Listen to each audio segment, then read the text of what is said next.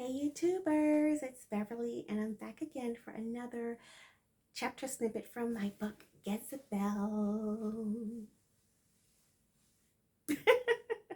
So today I am up to chapter 42. So like I said previously, I'm going to kind of knock out a few chapters in a day to make things, progress so that I can get all my chapters in. So let's go on to chapter 42. Rock and roll. Let's rock and roll. DeMarco, you look absolutely ravishing, my dear, Gezebel teased, and bat her eyelashes to mimic him. Don't I always, DeMarco asked, and did a 360-degree turn in hip-hugging black jeans.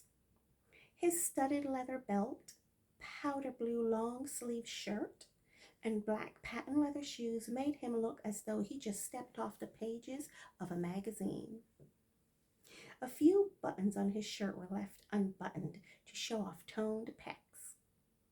Silver chains of various lengths hung stylishly from his neck, and his hair was slick with gel. Honey, he is beautiful, honey.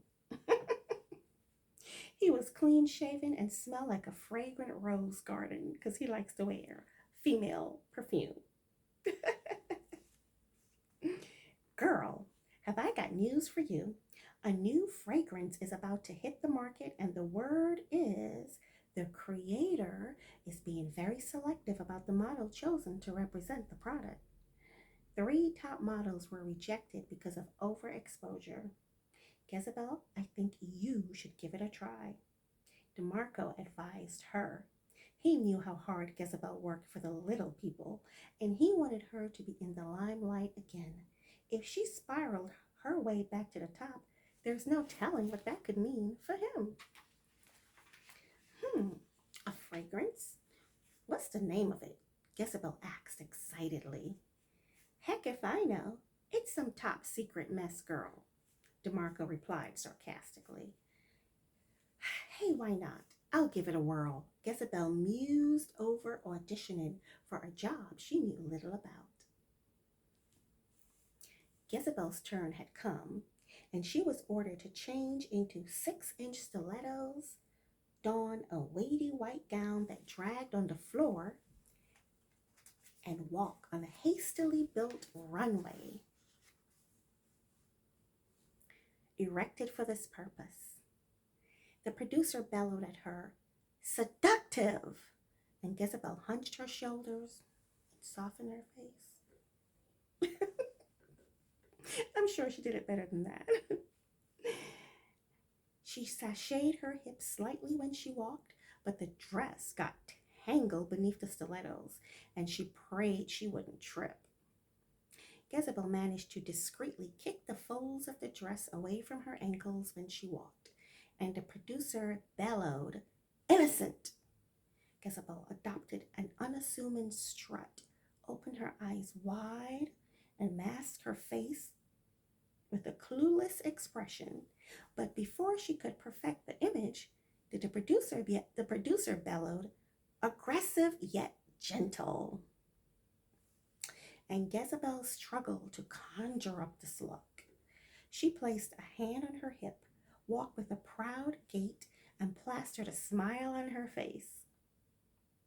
Then she was ordered to face the teleprompter and read. Gezebel read the lines with as much enthusiasm as possible, and it was over. The audition was over in 5 minutes, and Gezebel was informed that she would receive a call for a second audition if they were interested. There were no smiles, no handshakes, and not a single ray of hope offered by the crew. She was reduced to being one of the hundreds of girls vying for an incredible opportunity in New York.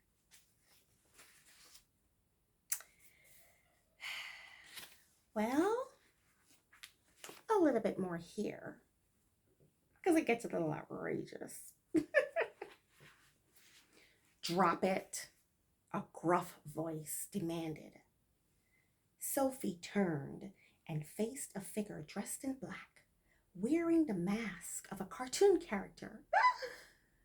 She dropped the briefcase and sprinted down the block, screaming at the top of her lungs. What's going on? You want to know what's going on? Get the book, get the novel. It's so affordable. You will enjoy it. And after you do get the novel, please pass it on or encourage others to pick up a copy. And I will see you in the next chapter. Bye, YouTube.